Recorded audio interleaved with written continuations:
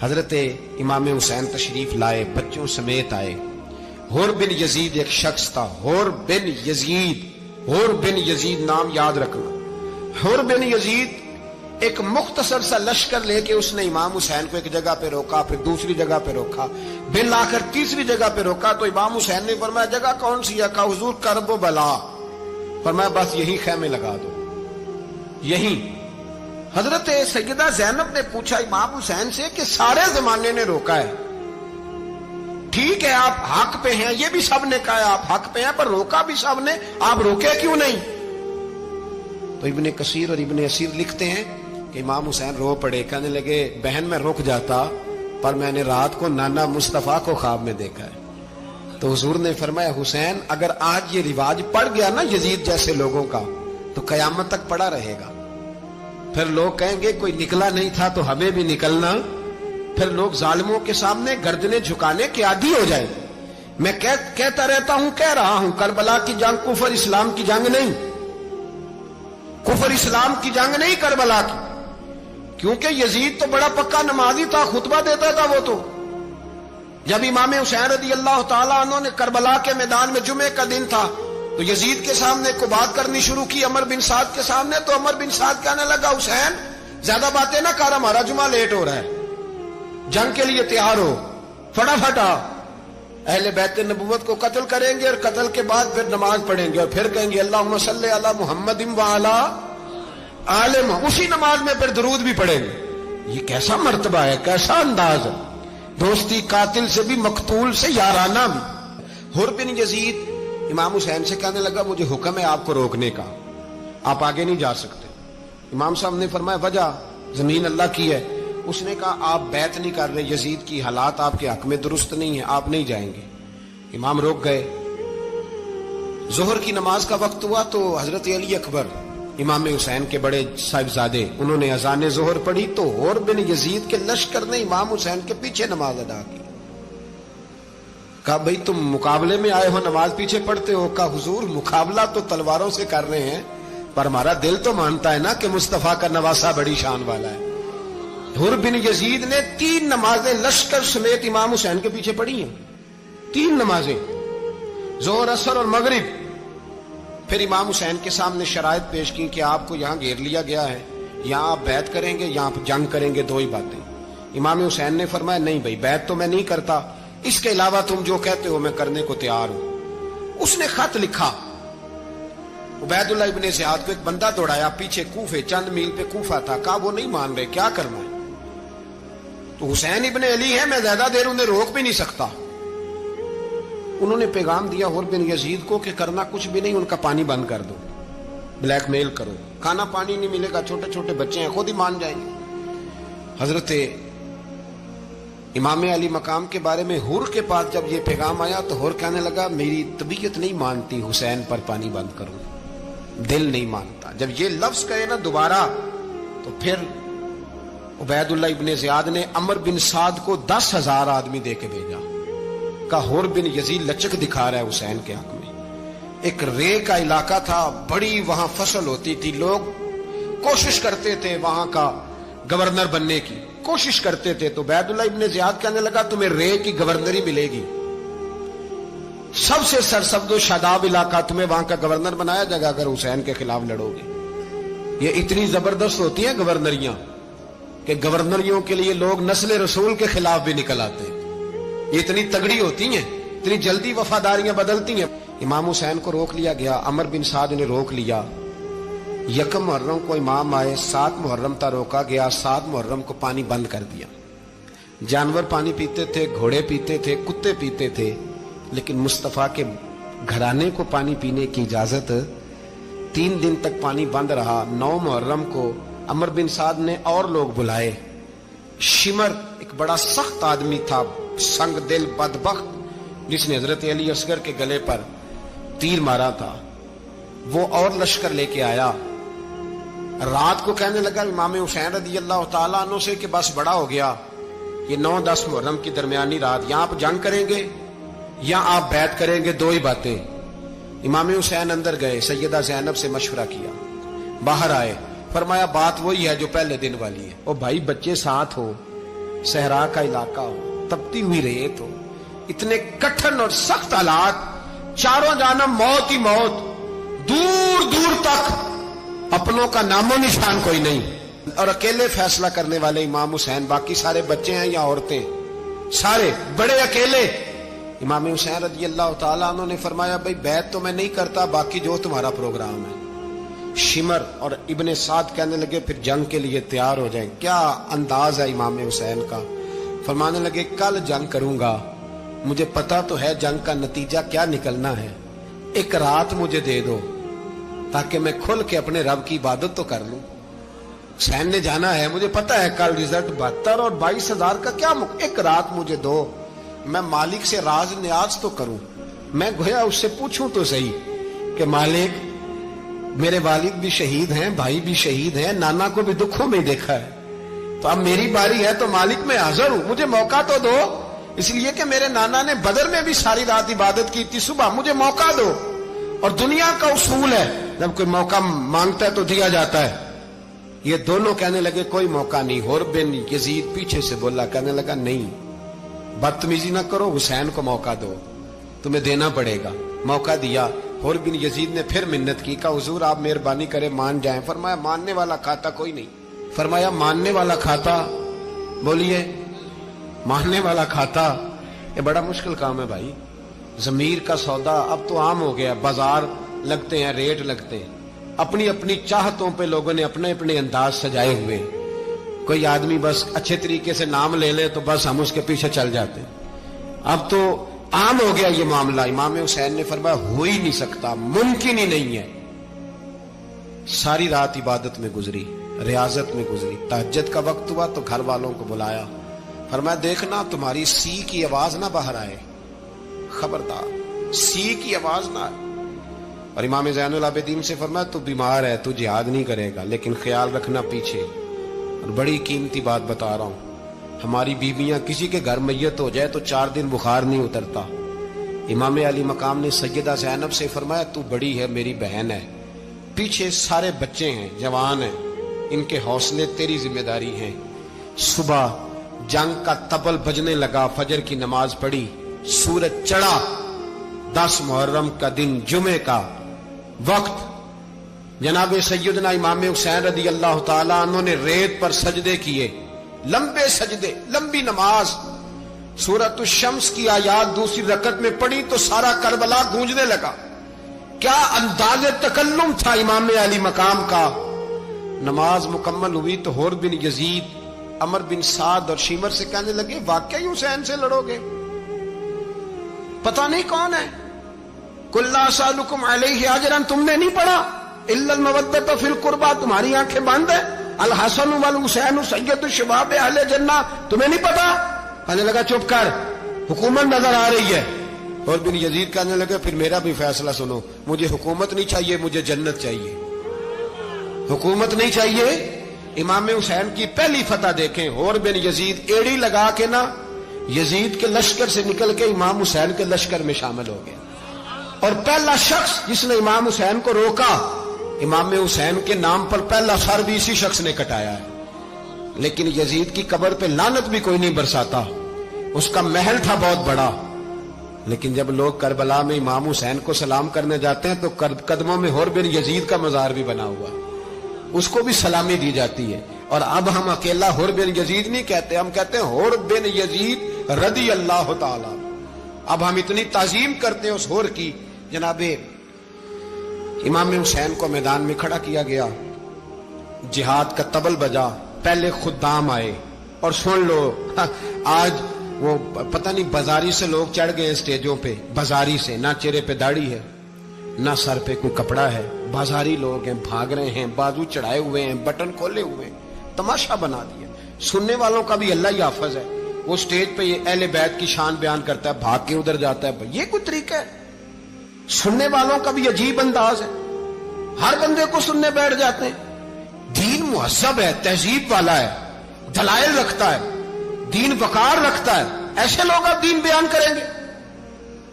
हजरत सैयदना इमाम हुसैन रज़ी अल्लाह ताला अन्हु सुबह जब जिहाद का वक्त आया, पता है कौन कौन थे करबला में?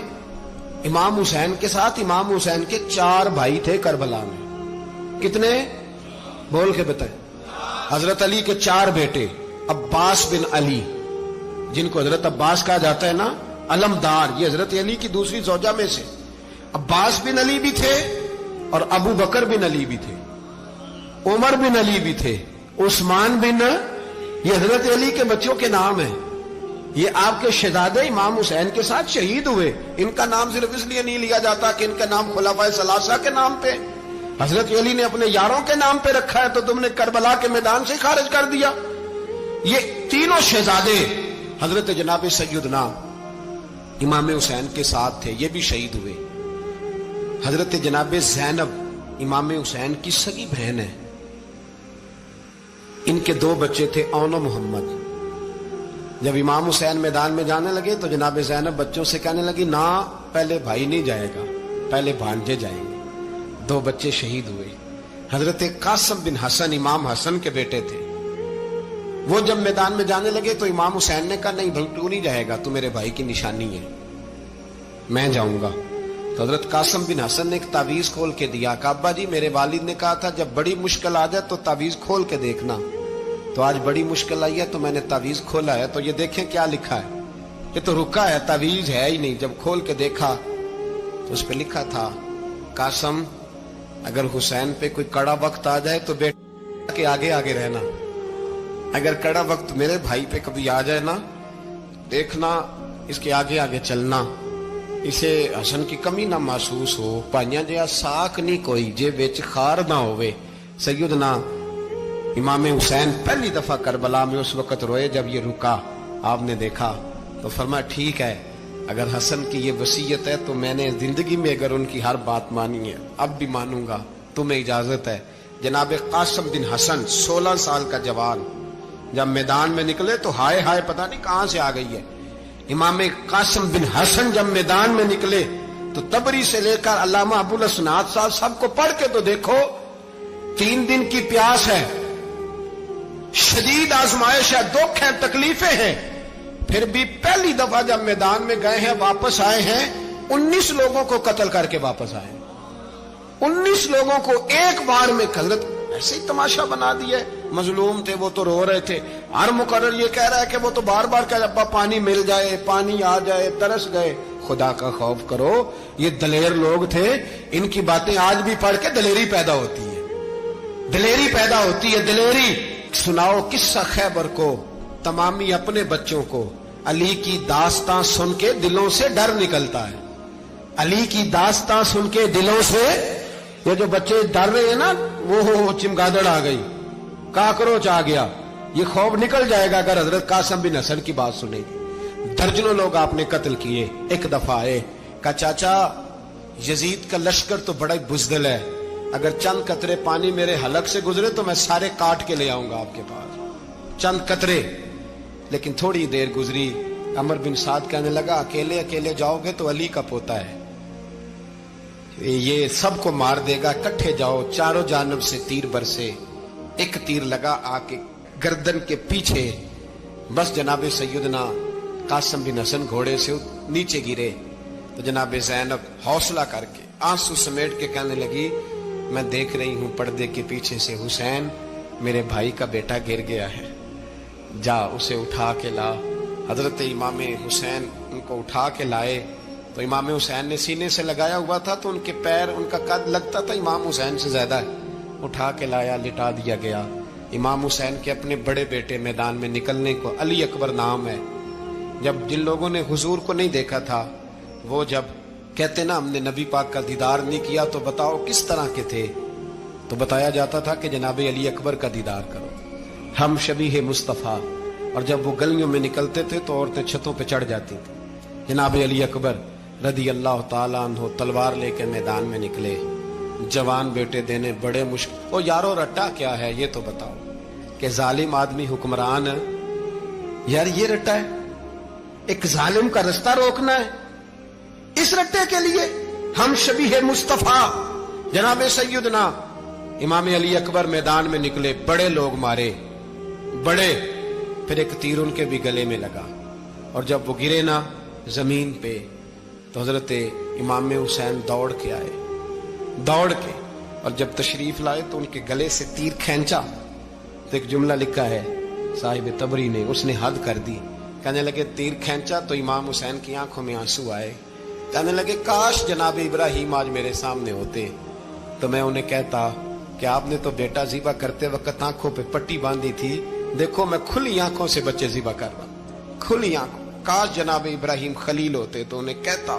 जनाब अली अकबर भी शहीद हुए। हजरत अली असगर को तो अचानक उठाया था इमाम हुसैन, बाहर निकले तो गर्दन पे तीर लगा तो 6 महीने का बच्चा वो भी शहीद हुआ। खून उछाला आसमान की तरफ तो कहा मौला देख ले, मैंने 6 महीने वाला भी नहीं बचाया, वो भी दे दिया है। फिर हजरत अब्बास को बेटियों ने कहा कि अब ना, कुछ कहते हैं पहले शहीद हुए, कुछ ने लिखा बाद में, अब हमसे पानी के बगैर नहीं रहा जाता। तो जनाब अब्बास पानी का मशकीजा लेके निकले, बाहर निकले, एक हाथ कटा, दूसरे पे मशकीजा वो भी कटा। देख लो मैं पस मंजर पे हूं अभी तक, मैं बता रहा हूं कि जिहाद किसके खिलाफ था? जालिम हुक्मरान के खिलाफ, जालिम काफिर के खिलाफ नहीं, मुशरिक के खिलाफ नहीं। हजरत इमाम हुसैन रज़ी अल्लाह ताला अन्हु ने हर जगह एक ही बात की कि यजीद शराबी है तो बच्चे कटवा दूंगा, शराबी को वोट। ये एक नहीं, हर किताब में यही लिखा, हर किताब में, और हर मसलक की किताब। यजीद चूंकि मुजरे देखता है, रंडियों का नाच देखता है, बच्चे कटवा दूंगा, उसके हाथ में हाथ। इमाम हुसैन ने फरमाया चूंकि अल्लाह की हदों को तोड़ता है, हुकूकुल्लाह पामाल करता है, हुदूदुल्लाह, बच्चे कटवा दूंगा लेकिन उसके हाथ में हाथ। सारा दिन खुद मुजरा देखना और 10 मुहर्रम को 2 देगें पका के हुसैनी बन जाना, सारा साल खुद गंद मंद करना, शराबियों के साथ रहना और 10 मुहर्रम को 2 आंसू बहा के याद रखना। मैं हमेशा कहता हूं, फिर कह रहा हूं, जिसके मोबाइल में गंदे गाने हैं, गंद देखता है, शराबी कबाबी का सपोर्टर है, वोटर है, या मुजरे देखता है, आता जाता है, वो याद रखे कयामत में इमाम हुसैन का हाथ होगा, उसका गिरेबान होगा। हमसे न रकम होंगे कसीदे यजीद के, हम लोग तो हुसैन के सीरत निगार। हजरत अब्बास बाजू कटा, फिर पानी तो भर लिया था, ला ना सके, फिर गर्दन कटी तो शहीद हुए। बच्चों की भी शहादत हुई, पर जब उनका लाशा उठाया तो इमाम हुसैन कहने लगे मौला अब ना हुसैन की कमर कमजोर हो गई है, अब कमजोर हो। और भाई एक मैयत हो जाए तो 4-5 दिन तो पूरी आंखें नहीं खुलती, कैसा जर्री खानदान है। थोड़ी देर गुजरी तो इमाम अली मकाम ने पटका बांधा, सर पे दस्तार बांधी, मौला अली की तलवार पकड़ी, नबी पाक का इमामा बांधा और घोड़े पे सवार हुए तो कहने लगे ज़ैनब घर तेरे हवाले और मैं अल्लाह के हवाले, घर तेरे हवाले और मैं। और फिर इमाम हुसैन निकले, इमाम अली मकाम निकले।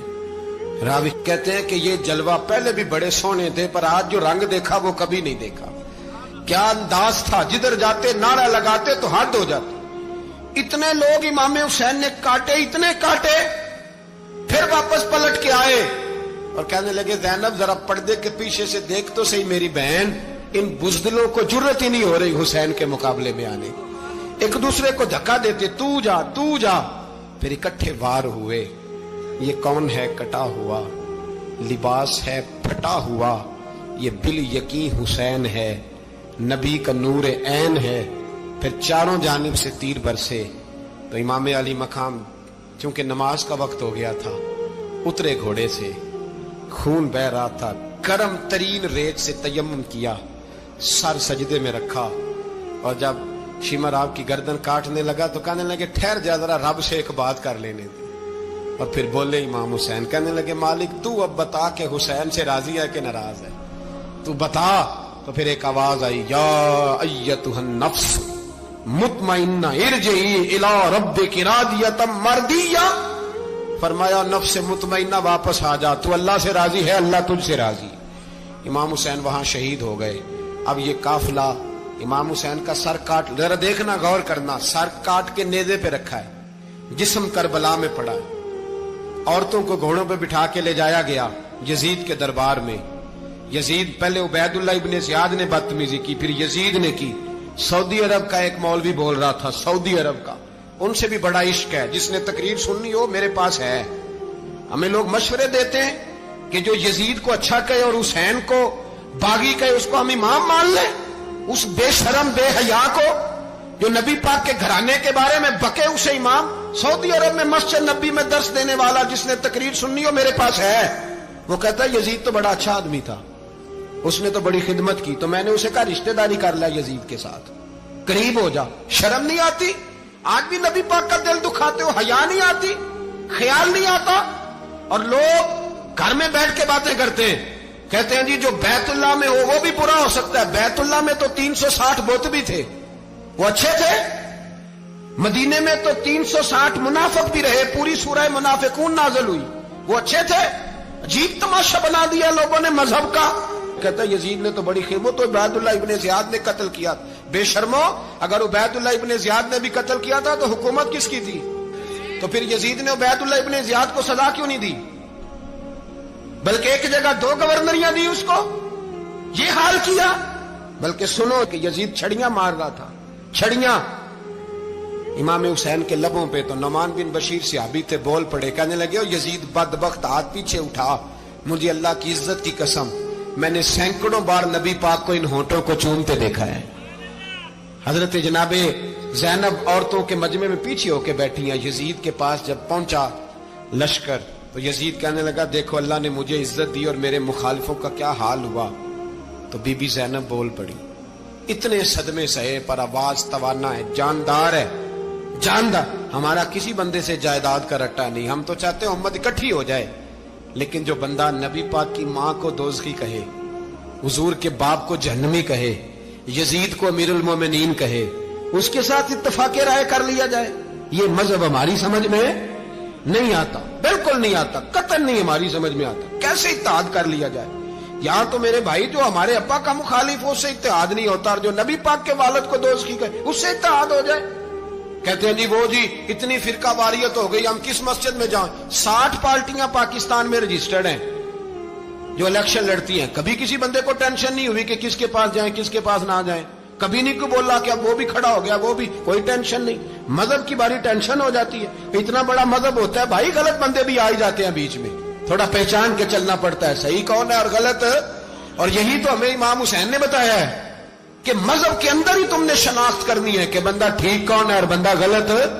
یہی تو کربلا ہے، یہی تو امام حسین نے بتایا، کفر اسلام نہیں، حق اور باطل۔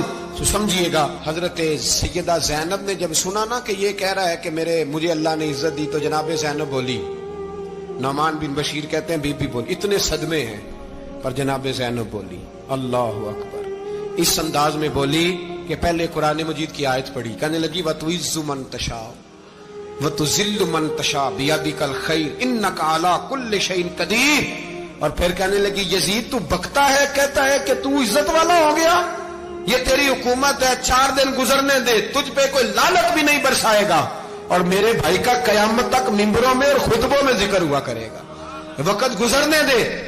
جب جناب بی بی زینب بول رہی تھی تو حضور کے ایک نابینا صحابی پاس بیٹھے تھے، جناب نعمان بن بشیر کا ہاتھ ہلایا، ہلا کے کہنے لگے کیا علی آ گئے؟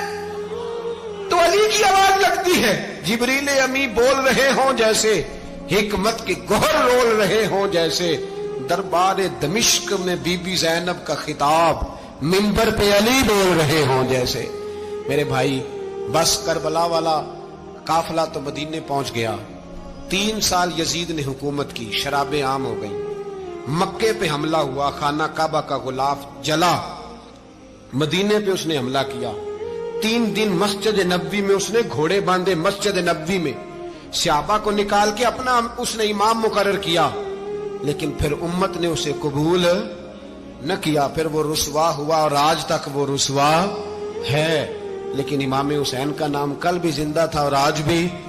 درس یہ ہے، پیغام یہ ہے، پیغام یہ ہے، یاد رکھو موت تیزی سے آ رہی ہے، ہمارے ساتھ والے دائیں بائیں والے سب چلے گئے، اسی طرح نمبر لگے گا، ایک دن اعلان ہوگا، ضمیر کے قیدی بن کے زندگی نہ گزارو، بالکل نہ گزارو، یہ تھوڑی سی زندگی ہے، دنیا سجن المومن، حق بات کرو، حق پہ ڈٹنا سیکھو، دین سمجھو، خبردار رسول پاک صلی اللہ علیہ وسلم کے دین میں ظالم، جابر، فاسق، فاجر کی کوئی گنجائش قطعاً نہیں ہے۔ اپنے آپ کو سمیٹو، اپنے آپ کو سنبھالو، دین میں اپنا کردار ادا کرنے کی کوشش کرو، دین طلب کرتا ہے ہم سے کہ ہم نے دین کو کیا دیا ہے.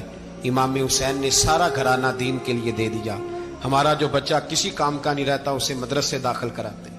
ہم نے دین اتنا کمزور کر دیا ہے کہ عالم اگر شور نہ کریں، عالم اگر شور نہ کرے، زور نہ کرے، گھٹن والا ماحول ہو گیا. مذہب کی پوزیشن کمزور کر دی. اب جہاں تک اس بات کا تعلق ہے جی فرقے ہو گئے، تو میرے بھائی یہ کوئی اتنی خطرناک بات ہے، یہ کوئی اتنا مشکل معاملہ نہیں ہے. یہ تو امام حسین نے بتا دیا تھا کہ یزید کے طور پر ایک غلط فرقہ کھڑا ہو گیا ہے، لہذا اس کا مقابلہ کرنا ہے. اس میں کوئی بری بات ہے؟ لیکن ایک سبق ہے بزرگوں کا کہ اگر سچی بات بھی نہیں کرنی تو پھر اس منبر کا حق ادا نہیں ہوتا. جو سچ بولے وہ حسینی ہے، جو ظالم کے سامنے کھڑا ہو جائے وہ حسینی ہے. جو مصلحت کوش ہو، جو کہے ٹائم نہیں، گراؤنڈ ریالٹی نہیں، حالات نہیں، طبیعت نہیں، موقع نہیں، تو ابھی امام حسین کے پیغام کو نہیں سمجھا.